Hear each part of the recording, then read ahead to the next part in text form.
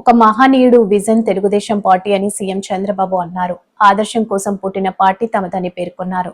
TDP కేంద్ర కార్యాలయంలో party 43వ ఆవిర్భావ వేడుకలను ఘనంగా నిర్వహించారు. ఈ కార్యక్రమంలో పాల్గొని చంద్రబాబు మాట్లాడారు. ఎన్టీఆర్ లాంటి వ్యక్తి మళ్ళా పుట్టడు, పుట్టాలంటే మళ్ళీ ఎన్టీఆర్ పుడితే తప్ప ఎవరికి ఆ గుర్తింపు రాదని చెప్పి కూడా నేను మీకు తెలియజేస్తున్నా. అంతవరకు రాజకీయాలు చూస్తే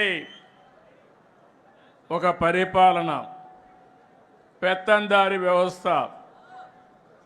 మామూలుగా ఎమ్మెల్యేలంటే అందులో షెడ్యూల్ కులాలంటే చదువు రాని వాళ్ళని పెట్టి ఎక్కడికక్కడ పెత్తనం చేసే రోజులవి. మొట్టమొదటిసారిగా ఎన్టీ రామారావు గారు వచ్చిన తర్వాత చదువుకున్న వారిని రాజకీయాల్లోకి తెచ్చిన ఏకైక నాయకుడు నందమూరి తారక రామారావు గారు అని చెప్పి మీకు విజ్ఞప్తి చేస్తున్నా. అది కూడా ఒక విజన్. రాష్ట్రం బాగుండాలంటే యువ రక్తం రావాలి. అంతవరకు ట్రెడిషనల్గా ఉండే పాలిటీషియన్స్ పోవాలి. అదే మరిగా చదువుకున్న వ్యక్తులు రావాలని ఆ రోజు ఆలోచించిన వ్యక్తి ఎన్టీ రామారావు గారు.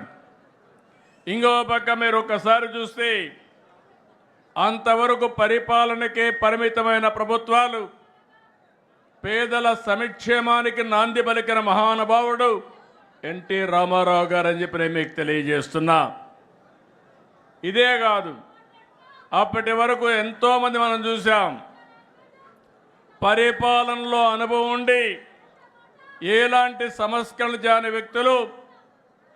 ఉండమ్మా, ప్లీజ్ ఉండు.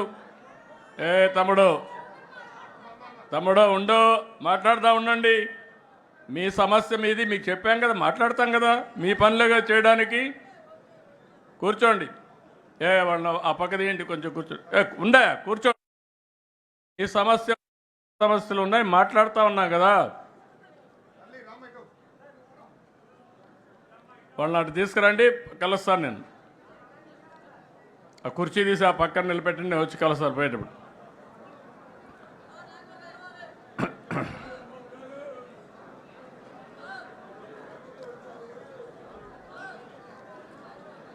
ఇన్నయ్యా అడిగిరా, మరీ అతిలుగా తయారవుతారు. సమయం సందర్భం కూడా ఆలోచించుకోవాలి వ్యక్తులు కూడా. ఈరోజు ఒక శుభ సందర్భంలో మనం రాష్ట్రం అంతా ఒక మెసేజ్ ఇవ్వాలనుకున్నప్పుడు మీరు కాగితాలు ఇచ్చారు, అన్ని కాగితాలు తీసుకున్నాం, ఆ పనే చేస్తాం, మళ్ళీ చేస్తాం.